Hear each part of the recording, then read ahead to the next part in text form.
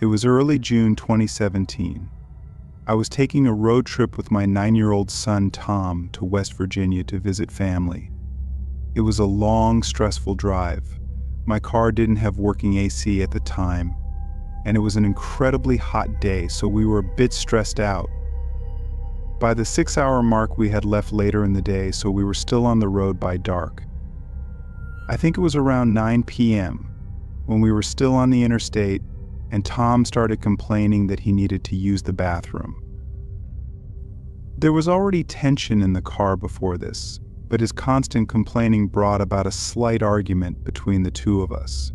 It was about personal stuff I'd rather not share with the internet. At last, I saw a blue rest area sign zoom past us on the interstate, so I veered off into the rest area. It had a small building with 2 bathrooms, a couple of vending machines, and a few benches. That was it. There were no other cars parked nearby besides some big white pickup truck. As I pulled up next to the building, Tom got out in a hurry and ran to the bathroom. I left the car on because I knew he'd be back soon. Like I said, I don't want to get into personal stuff like why we had a bit of an argument, but it seemed we were at that stage where we weren't exchanging words anymore. I figured the rest of the ride would be silent. About a minute later, the back door opened. I wanted to say something to Tom, but I didn't know what to say, so I just stayed quiet and drove off. I noticed that the white pickup truck parked nearby was leaving as well. In fact, he was close behind me. I veered back onto the interstate and into the left lane, and the pickup truck did the same. I stepped on it a little, and so did he. He started flashing his lights, so I switched to the right lane, thinking he was just an aggressive driver. But as soon as I switched to the right, so did he. He was still flashing his lights. I pulled into the right lane and started to slow down. He sped up, still in the middle lane, and when he caught up to me, he slowed down and lowered his window. I did the same, and he started yelling something to me, pointing at my car. He looked like a creepy, sketchy dude at first glance. I couldn't hear a word he was saying, so he pointed for me to pull over to the side. I told Tom to keep calm.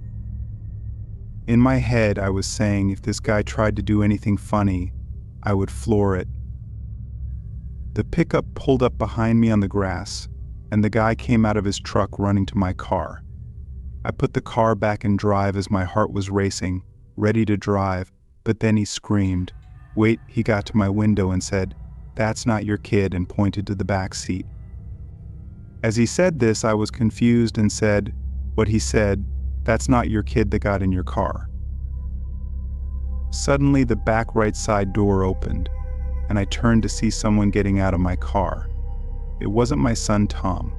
I got out from the car screaming at the tall person who seemed to be a fully grown man, but they had already disappeared into the woods.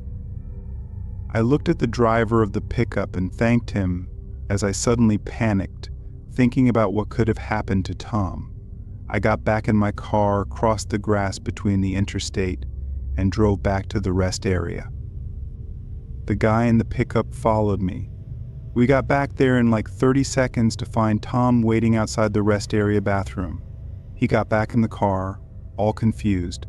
I explained everything to him almost out of breath, as did the pickup driver. I thanked the guy one more time before he drove back to the spot he was sitting in before. Tom was so intrigued about what just happened, and I was so disturbed that we were back on good terms again. We chatted the whole rest of the way and told family about it as soon as we arrived. I never even got to see what the person who got in my car looked like. Honestly, maybe I should be happy I never turned around to look at them because I don't know what they would have done.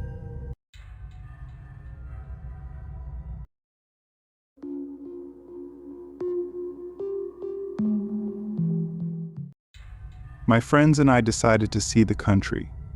We had grown up around the Sacramento area, and as much as we loved our native California, we knew the lower West Coast hardly represented the United States. There is a huge stretch of land between the coasts called America, or so some would have you believe.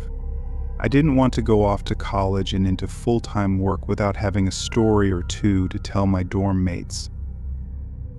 Cut to about 3 days into the journey, we're on our way to our first real stop in Boise, Idaho.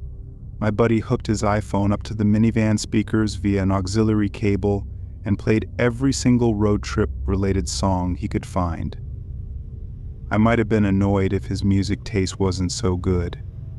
Keep your eyes on the road and your hands upon the wheel, we all roared along with Jim Morrison, Roadhouse Blues blasting so loud I could barely hear the van's engine. It was so much fun. We dreamed up the ultimate road trip, and now we were actually living it. I didn't even need a beer to feel the buzz of it.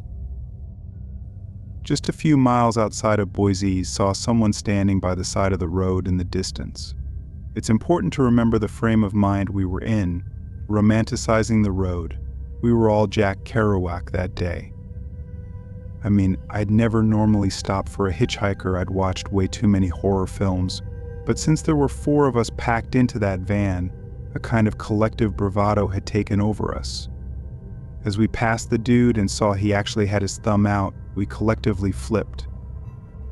I stopped the van in the middle of the road and slowly started reversing up towards where this guy stood. In a ride, dude, he instantly looked elated. He'd obviously had no luck for a few good hours, and a van full of teenagers was like a godsend to him. I could kind of see why people might pass him. He looked a little rough, with this weird kind of young old vibe going on. Like his clothes were fairly modern, but his skin was leathery as all get out, like he'd spent all day underneath the Utah or Nevada sun. "Hey, why all going to Boise?" asked in a gravelly voice. "Sure are, dude. Hop in." So the guy told us his name was Jimmy and that he was from Idaho originally but had spent a lot of time out of state for work. We asked him what he did for a living, and he gave us some weird answer about being a contractor. He said his last job was really constrictive, and he was happy to get away from it and was just heading back into Boise, some old friends. He started telling us stories from time to time on the road, and it sounded like he was something of a wild child in the early 80s. He went to California looking for work and ended up getting in a few scrapes with the law. At one point, one of my buddies asked Jimmy if he'd spent any time inside. I really don't know what he expected the answer to be, but all of a sudden, Jimmy's tone changed completely as he shot my friend a daggered look. "No, and I don't ever intend to," he replied contemptuously. The atmosphere in the van shifted. It was super awkward for a few miles, but the conversation soon returned to normal, with us swapping stories and sharing laughs. After about an hour or so of continuous driving, we were getting closer and closer to Boise's. But it was around then that we hit our first serious speed bump. I looked in the rearview mirror and saw an Idaho State Police cruiser speeding up behind us. I moved over a little to let it pass, only it didn't. Then Jimmy saw the cop car and ducked down in the seat. We started laughing and joking about him being a fugitive or something, but he didn't join in. He just stayed down in the seat and didn't make a sound. As soon as the cop car's lights turned on and the siren blared across the highway, I knew what was about to happen. It was like I could see the whole thing pan out in my head in slow motion, and I was powerless to do anything to stop it. It was far too late for that. I actually started slowing down to pull over. Purely wishful thinking on my part. I expected to hear Jimmy say something, and I was right, only it wasn't him that spoke first. "What? You have a gun?" one of my buddies cried. "You keep this thing moving. Don't stop for nothing." I heard him cock the hammer on his weapon.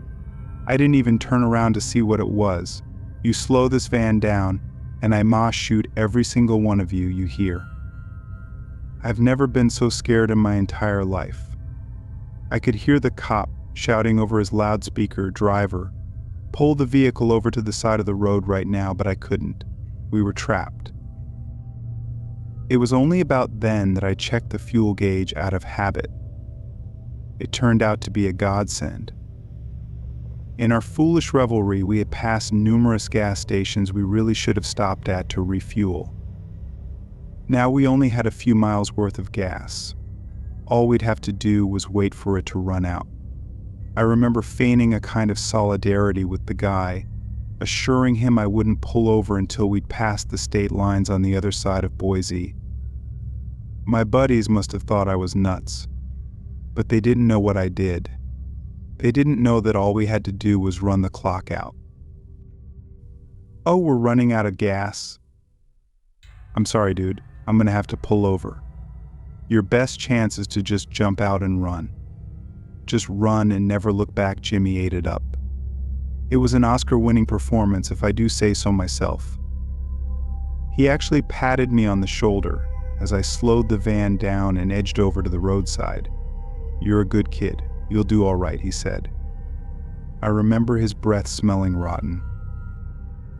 When I finally pulled the car over, one of my buddies slid the van door open, and Jimmy hauled it into the trees. One of the cops jumped out, securing us in the van, while his partner got this big dog from the back seat of their cruiser and chased the guy through the woods. We were there for an hour or two while the cops searched our van, but we didn't have anything illegal on us, thank God. We had finished all the beer we'd managed to wrangle the night before, or we might have actually had something to worry about. Once it was established that the guy was basically holding us hostage, they let us go. One of the cops actually told me I did the right thing. They didn't catch him, and as far as I know, they never have. Whatever the case, I know Jimmy can't have been the dude's real name. No one was hurt, nothing was damaged, but still I have zero intention of ever picking up a hitchhiker again.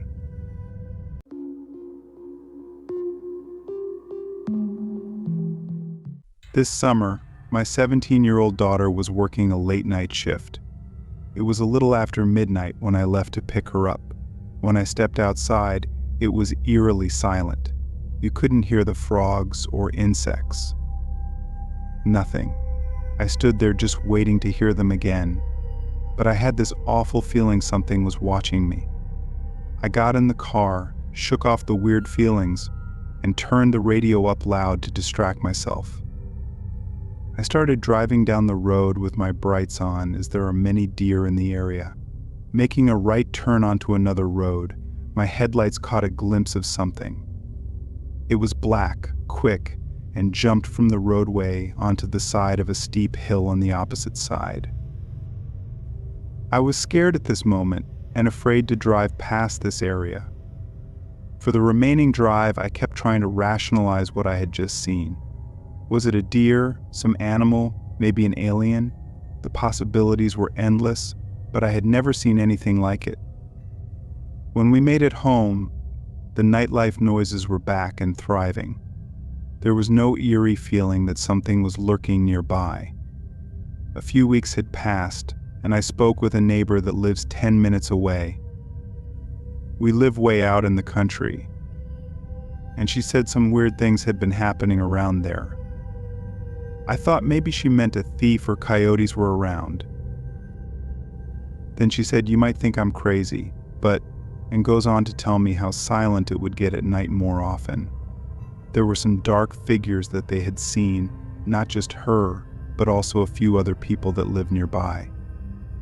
I told her of my ordeal and explained exactly what I had seen because I'd never seen anything else like it. She asked me, "Did it look like a Dementor from Harry Potter?" "Oh my God, yes," I replied. She then told me her sister-in-law was out visiting and left after it was dark to go home, driving close to the area where my house is located. My neighbor gets a call from her sister-in-law, screaming and crying hysterically. They drove to where she was, and she was too scared to even open the car door. They convinced her to finally get out of the car. She was shaking and could barely speak, but she managed to tell them that as she was driving past the same spot where I saw the figure, something emerged from the woods. It was tall, black, and seemed to glide across the road in front of her car, disappearing into the darkness. They brought her back to my neighbor's house, where she calmed down enough to explain what had happened. She described feeling an overwhelming sense of dread and coldness, as if all warmth had been sucked out of the air. She couldn't shake the feeling of being watched even after they brought her inside. After hearing her story, I realized we weren't alone in our experiences. There was something strange happening in our quiet rural community. We never did find out exactly what those dark figures were, but from then on we were always a little more cautious when driving or walking alone at night. It was a summer we would never forget, filled with mystery and a lingering sense of unease whenever the night fell silent.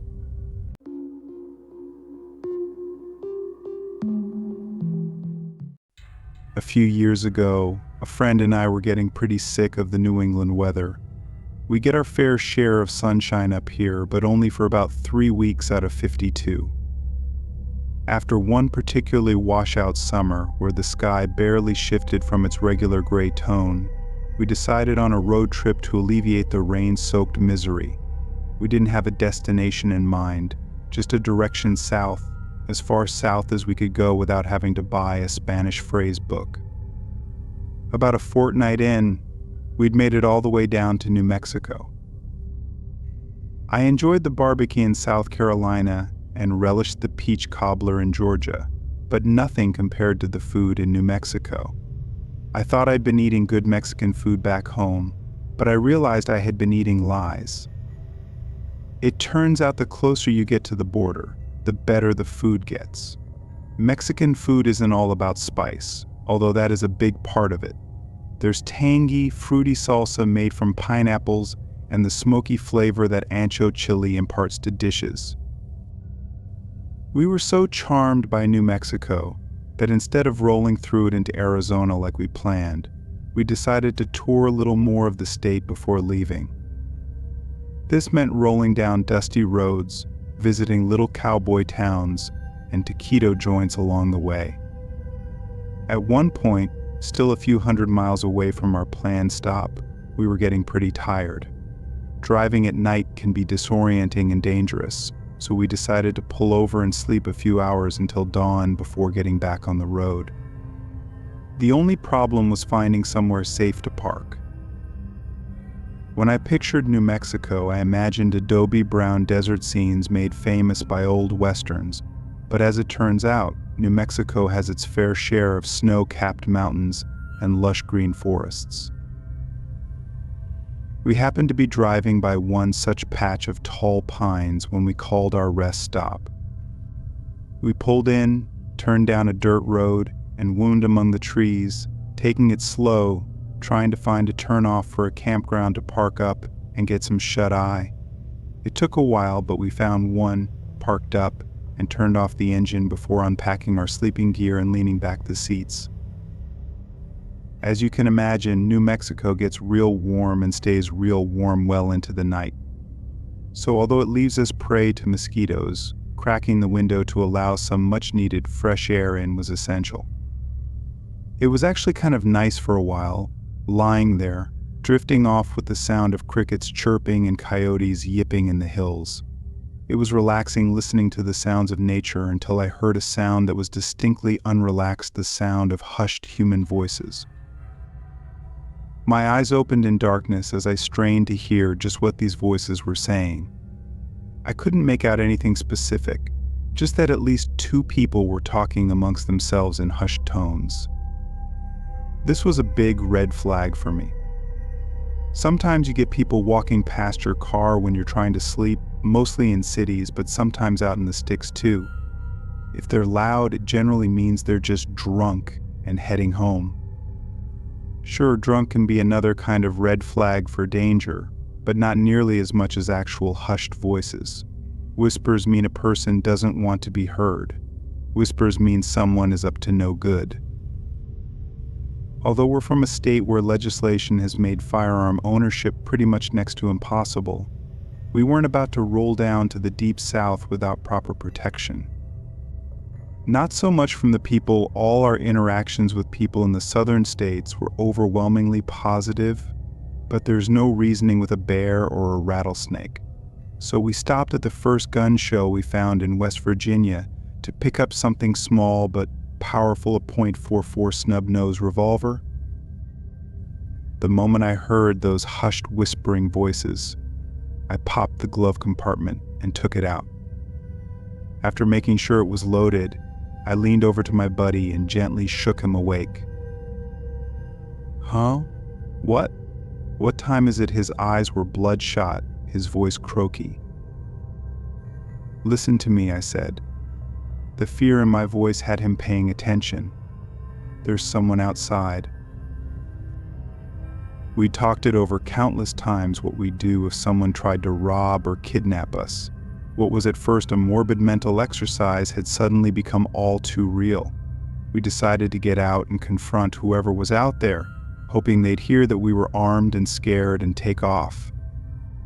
It could have just been a few kids hanging around drinking, but it's always better to be safe than sorry. So we got out, me with the flashlight in one hand, the revolver in the other. We were both shining flashlights into the trees, but seeing nothing. We hadn't heard any voices since we got out of the car, and I was hoping they just moved on. But like I said, better safe than sorry. "Hey, anyone there?" my buddy called out into the darkness. We gave it a minute or so, and no one replied, but that didn't mean we felt safe and sound. So we started walking into the trees, trying to find whoever was whispering. I expected to find a handful of thugs who were going to rob us of our car and wallets, but what we found was much, much worse. The thing that hit me first was the smell. The further we got into the trees, the stronger the sickly sweet smell of hot garbage seemed to be. Neither of us had ever smelled anything like it in our lives, so it wasn't like we had anything to compare it to. It wasn't like we recognized it or anything. Then we saw the pit. The shadow of the ground opened up before us, and we saw the shovels, the plastic sheets stained with something brownish red. Flies were buzzing around the open pit so loud I could barely hear my own voice when I exclaimed in pure horror. And what lay at the bottom? It was a body, a human body, only it was barely recognizable as one. It had been beaten so badly it looked like a monster, a hideous imitation of the human form. The face was swollen, bloodied, and bruised, eyelids swollen shut, huge busted lips still leaked gore onto the neck and chin. We ran, got into our car, and got out of there. What followed was probably the most terrifying few minutes of my life. I expected to see another vehicle's lights appear on the road behind us, getting bigger as they got closer, chasing us down to silence us forever. But they didn't. Nothing happened. The adrenaline had us so wired that we drove all night to the next town, calling in at a local sheriff's department as soon as we arrived. We didn't stay long in that area, so naturally we didn't hear back from the cops regarding what happened to the body or if they found the guys trying to bury it. But I still think about it every now and then and what that poor person could have possibly done to deserve to die in such a way.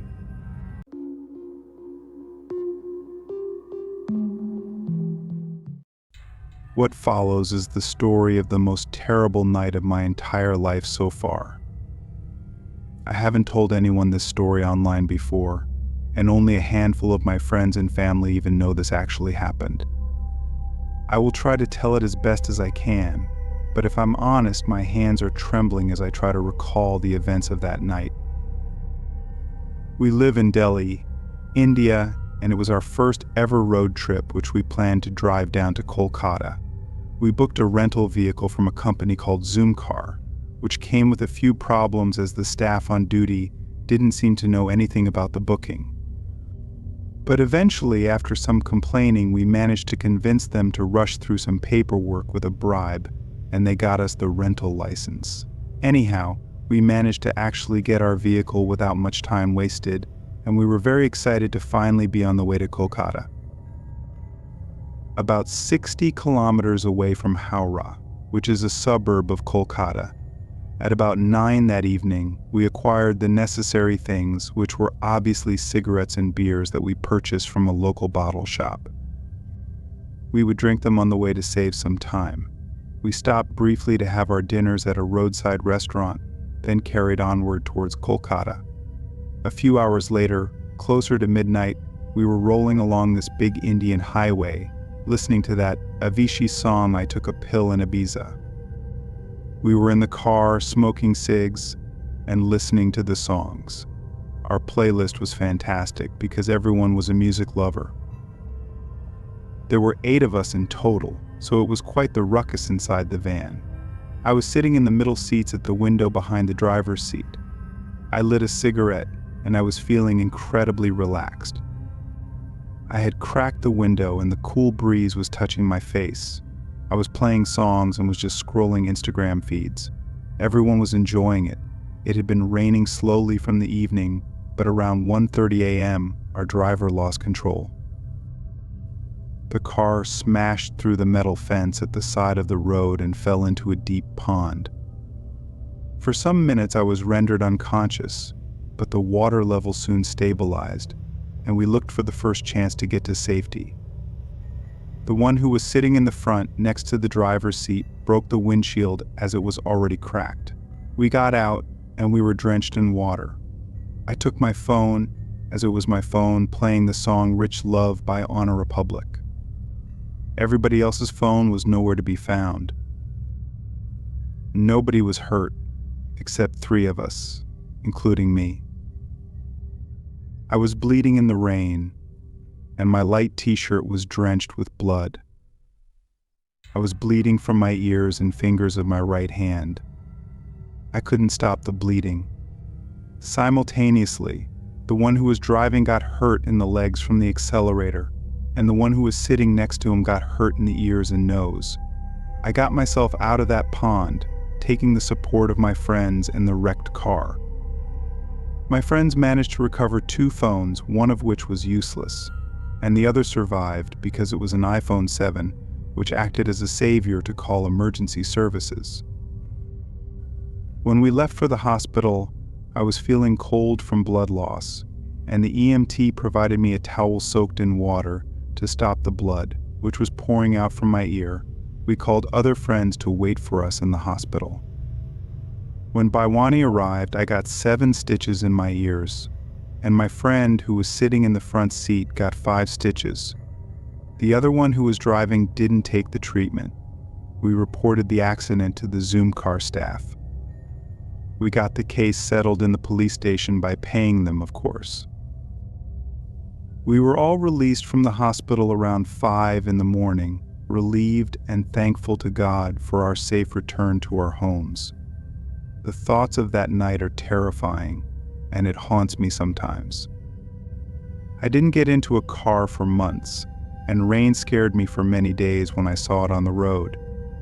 I thanked God for giving me another chance to live this wonderful life and to be a part of this enormous world.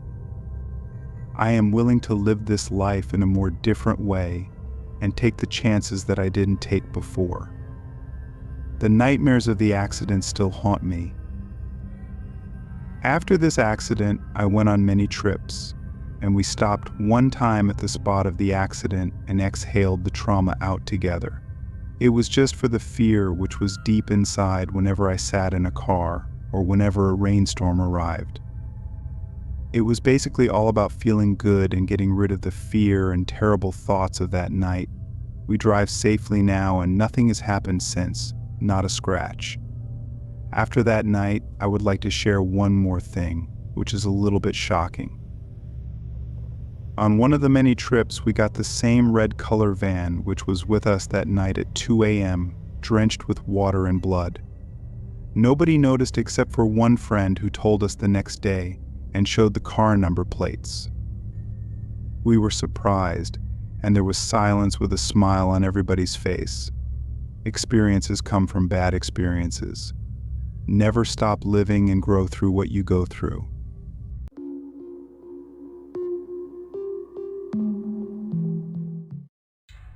Lyle Thomas McCann was born near Red Deer, Alberta on August 24, 1931, as part of a large family of Scottish descent. He met his wife Marie in Torrington in the early 1950s, and the couple married just a few years later, eventually moving to St. Albert in 1964, where they lived ever since. Lyle was employed for most of his life as a long-haul truck driver, making journeys all over Canada and the United States to support Marie and their 3 children. On July 3, 2010, Lyle and Marie McCann left their St. Albert home for a vacation. They had been planning a road trip, to be exact. The plan was to pick up one of their daughters on the 10th of that month, when she landed at the Abbotsford International Airport. On the day of their departure, they were spotted by witnesses at a Superstore gas station, filling up the tank of their 1999 Gulfstream motorhome with a green Hyundai Tucson attached via a trailer. It is believed that the couple drove down the Yellowhead Highway on their way to the airport. However, on the evening of July 5th, Canadian firefighters received a call from a member of the public informing them that a motorhome was on fire at the Minnow Lake campground just outside of town in Edson, Alberta. Emergency services rushed to the scene, putting out the fire and searching frantically for any injured victims. No bodies were found, but investigators made a chilling discovery: the motorhome had belonged to Lyle and Marie McCann. Strangely, in addition to no bodies being found inside the home, the couple's green Hyundai was missing. Initially, hopes of finding the couple were high, but once the Royal Canadian Mounted Police visited the McCann's home and found no one present, hopes began to dwindle. The McCanns had planned to pick up their daughter Trudy from Abbotsford International on July 10th, but when the McCanns failed to arrive at the planned date and time, their daughter Trudy Holder began to worry. It wasn't like her parents to be late, and if they were, it went without saying that they would have notified her in advance. She tried to contact them but received no response. By this time, it was clear that something was terribly wrong. On July 10th, the same day Trudy had expected to meet her parents, she reported them missing. A massive search effort was launched, involving police, search and rescue teams, and volunteers. Despite the extensive search, no trace of the McCanns or their vehicle was found. As days turned into weeks, the hope of finding the McCanns alive began to fade. The missing couple's case attracted widespread media attention and speculation. On July 16, 2010, the couple's missing Hyundai was found deep in the woods near the Minnow Lake campground, where their motorhome had been discovered. The vehicle was hidden under thick brush, adding to the suspicion that foul play was involved. The case took a darker turn when Travis Vader, a local man with a criminal record, became a person of interest. Vader had a history of drug offenses, theft, and violent behavior.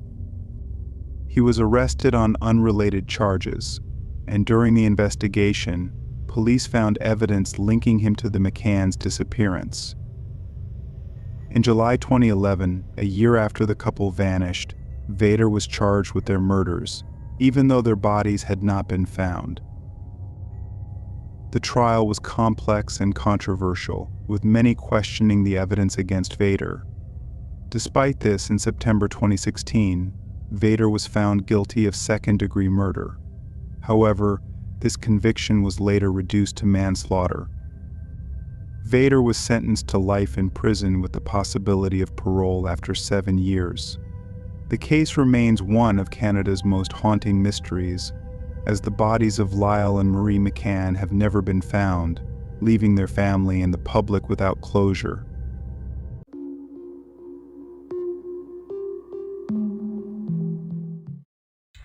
These days, more and more young people are going traveling.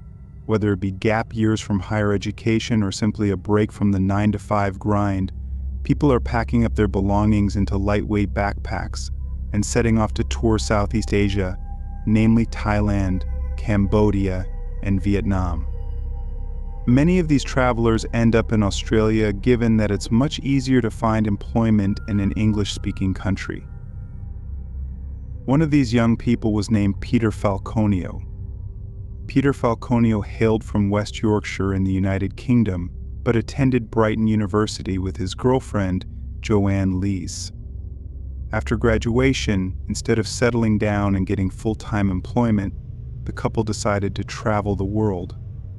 So on the 15th of November in the year 2000, the couple embarked on a trip to Nepal, Singapore, Malaysia, Thailand, Cambodia, and Australia.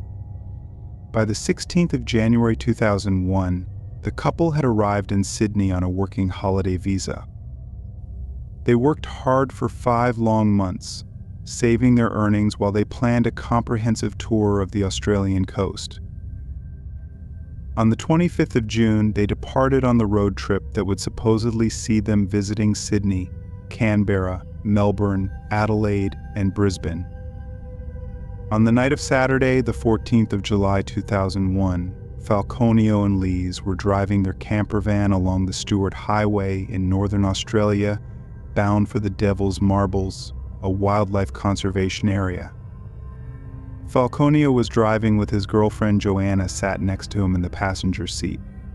The two had been aware that a car had been following them since they stopped at a roadhouse in Barrow Creek and were expecting to be overtaken. However, when the white Toyota four-wheel drive drew alongside, the driver made frenzied gestures for them to pull over immediately.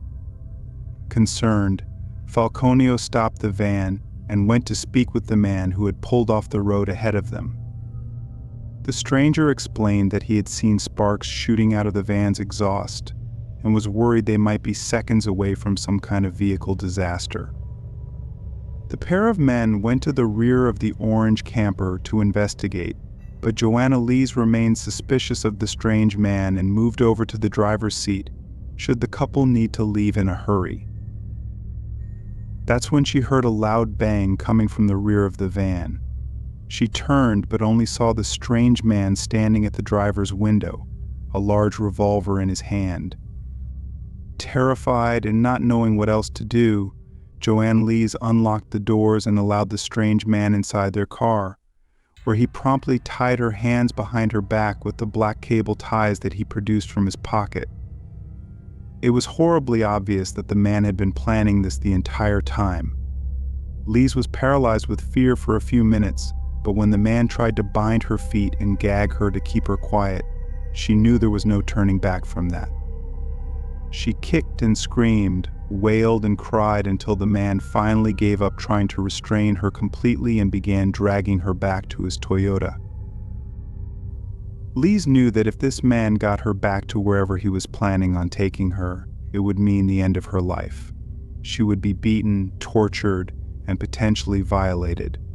Adrenaline kicked in when Lees saw the man's dog barking at her savagely from the back seat of his vehicle. When the man went to retrieve her boyfriend's lifeless body, she ran into the bush in an attempt to escape. The man searched for her, passing nearby 3 times, but she hid before finally flagging down a passing vehicle at 12:35 a.m.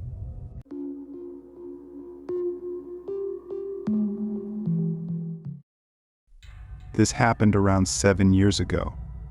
At the time, I worked in a job that was about a 45-minute drive away on a good day. It was a drive along little country roads to get to this isolated country town, but the pay was good and the benefits worked for me. Each night on my way home, I would drive down the main street of the town to an intersection, turning right to head home. One night I drove down to this intersection and waited for the lights to turn when suddenly and unexpectedly, I heard a knock on my passenger window.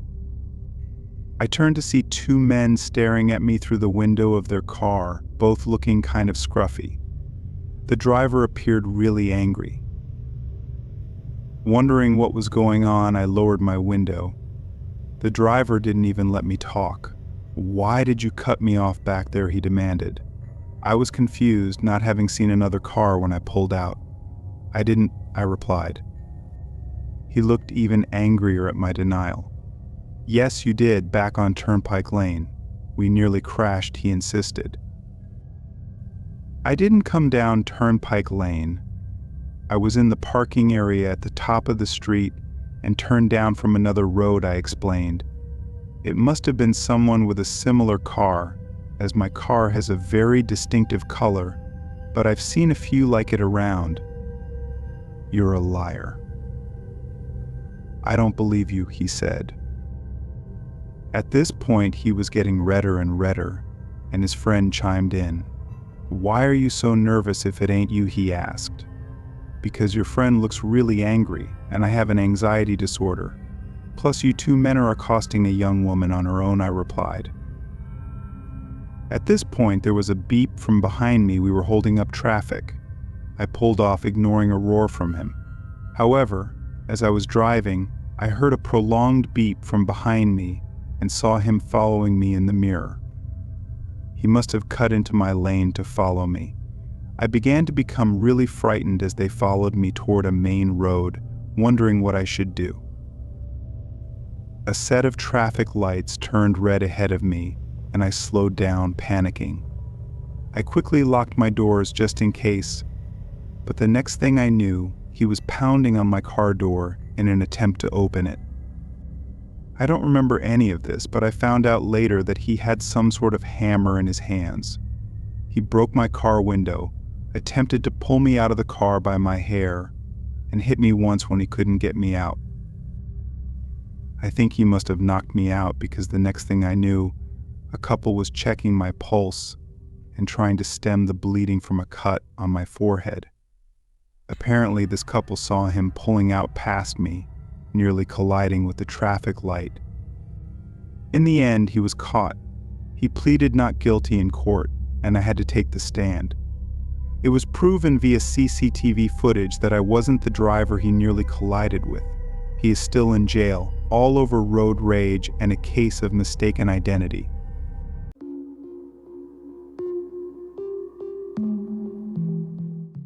My friends and I are grunge freaks. We started out on Nirvana and Soundgarden, eventually discovering more obscure bands like Mudhoney, the Melvins, and Screaming Trees. Anyone who knows anything about grunge will tell you that it all started in Seattle, how this spontaneous new genre sprang out of the ashes of post-punk to take the world by storm, and it all happened within a few square miles. So naturally, Seattle is like a mecca for grunge fans, and after years of planning and false commitments, we finally got our stuff together and went on a road trip to our sacred city. That's how we ended up on the Wyoming interstate. We were just driving along, singing along to Alice in Chains songs when the next thing I know, I can see red and blue flashes in my rearview mirror. My buddies in the back seat spin around, seeing the same thing I did, an unmarked vehicle with one of those attachable emergency lights on the top.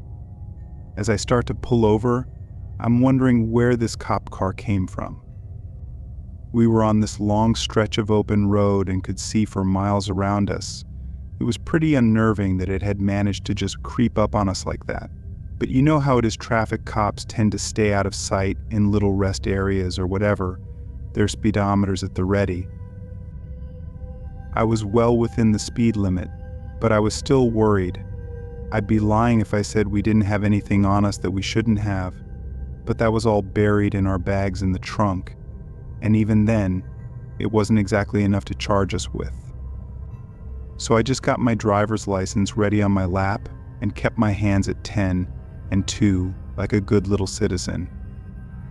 The cop turned off his lights and then got out of the unmarked car, walking along the dusty road towards us. He was wearing civilian clothes, a baseball cap, aviator sunglasses, and a checkered shirt, but I could clearly see the utility belt and badge he was wearing. When he knocked on my window, I promptly rolled it down, smiling. "Good afternoon, officer. I'm no bootlicker, but I'm not going to give this guy an excuse to ruin our road trip. What follows probably isn't exactly what was said that day, but it's the best I can remember. Afternoon, officer. How can I help you? Driver's license? and registration, he demanded curtly. Sure thing, I took one hand off the steering wheel and handed him my license. He took a long, careful look first at my license, then at me. Detroit, he finally said dismissively. You're a long way from home, son. What's your business in Wyoming? We're heading to Seattle, I replied, trying to keep my voice steady, just passing through. The cop seemed to mull this over for a moment, then handed back my license without another word. I started to feel a little relieved until he spoke again. Mind if I take a look in your trunk? My heart sank. I glanced at my friends, who were all equally wide-eyed and anxious. Saying no wasn't really an option, not without raising suspicion, so I nodded and popped the trunk. The officer walked to the back of the car, and we could hear him rummaging through our stuff. I held my breath, praying he wouldn't find anything. After what felt like an eternity, he returned to my window, a small smile on his face. Looks like you're clean. Sorry for the trouble, just doing my job. I nodded, forcing a smile. No problem, officer. Have a good day. He tipped his hat and walked back to his car. We watched as he drove off, disappearing into the distance. As soon as he was out of sight, we all let out a collective sigh of relief. That was close, one of my friends muttered. Too close, I agreed. We sat there for a few minutes, letting the adrenaline fade before starting the car and continuing on our way. The rest of the trip was thankfully uneventful. We made it to Seattle and spent a few days visiting all the iconic grunge spots, Sub Pop Records, the Central Saloon, and of course, Kurt Cobain's old house. It was everything we'd hoped for and more. But that close call in Wyoming stayed with us, a reminder of how quickly things can go wrong.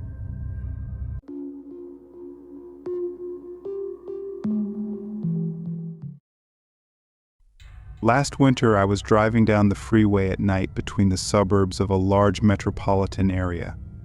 There were plenty of cars around, but it was around midnight, and it had been snowing. I saw a car pulled over on the shoulder of the freeway with a guy standing next to it, clearly needing some assistance. I saw him as I was driving past, but since it was late at night and cold, I figured I might as well take the next exit, loop around, and see if the guy still needed help. I got there and found a middle-aged, working-class guy standing outside his pickup. He was wearing blue overalls, slender, slightly balding, and gave off a weird vibe that I couldn't quite put my finger on. He said he was having car troubles, was from about 2 hours out of town, and that his alternator was shot and his battery needed a boost. Having owned a car with a shot alternator, I knew that when the battery dies, you need to boost it for a little while to get things running again. I told him it was no problem, commiserated with him for a minute, and popped my hood. He said he was going to grab his cables. When he came back, I noticed he had some sort of concealed metal object in his hand. I saw it for just a brief moment. It wasn't a knife, but it was metal and a little shorter than the length of his hand, and he was clearly trying to conceal it from my view. This all happened so fast, and I was immediately on high alert. I saw him bringing the cables to me so that I could hook up my battery. I instantly took a step back to put some distance between us and told him he could hook up my battery, and I'd wait in the car, all while being in an instantaneous full fight or flight mode, ready to lock and attack if he lunged at me. He didn't lunge and started connecting the cables to my battery. As I sat in my car, I started to wonder if I was imagining things. Maybe it was just something bundled in with the cables that he had in his hand. Perhaps I misread the situation as dangerous. After a few minutes, he went to start his car, shouted that it wasn't working, and then walked back towards my car. While he waited in front of my car, he put his head back under the hood to fiddle with the cables, All the while I watched him intently to make sure he didn't come to the car window because I was still spooked. He shouted again that it wasn't working and asked me to come take a look. I opened my window a bit and casually told him not to worry and that it was probably going to take some time. Luckily, I could just barely see my battery in the dark through the gap under the propped hood of my car. I saw him fiddle with the cables and shout again that it wasn't working and for me to come out.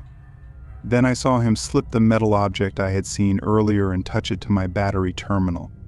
Sparks shot out from where he touched it. He started yelling and jumped back. I immediately jumped out of my car and told him that something came up and I needed to go now. I honestly don't remember much of what he was trying to say as I cut him off or what exactly I said. I just remember saying that I needed to get out of there without taking my eyes off him for even half a second. I don't remember even how the cables came off my battery. Did I pull them out? Were they already off? But I slammed the hood, jumped in my car, and drove off. I still have no idea what his plan was or what he was trying to do, but I know for a fact that what I saw him do was in no way what he was telling me he was going to do. As I left him there and drove off, I was practically pinching myself trying to make heads or tails of what had just happened. I can't stress enough that the guy just gave off the weirdest vibes, like the hills have eyes kind of weird vibes. Maybe he was planning on trying to short my battery so that I was stuck there. To this day, I wonder if I encountered some sort of mass murderer who had been planning on kidnapping someone at the side of the freeway as they stopped to help. Who knows? Either way, it was strange as hell. He really spooked me, and I got away from that dude as fast as humanly possible. I still wish I had gotten a license plate or something to give to the cops, but in that moment, the only thing going through my mind was to remove myself from that situation as fast as humanly possible.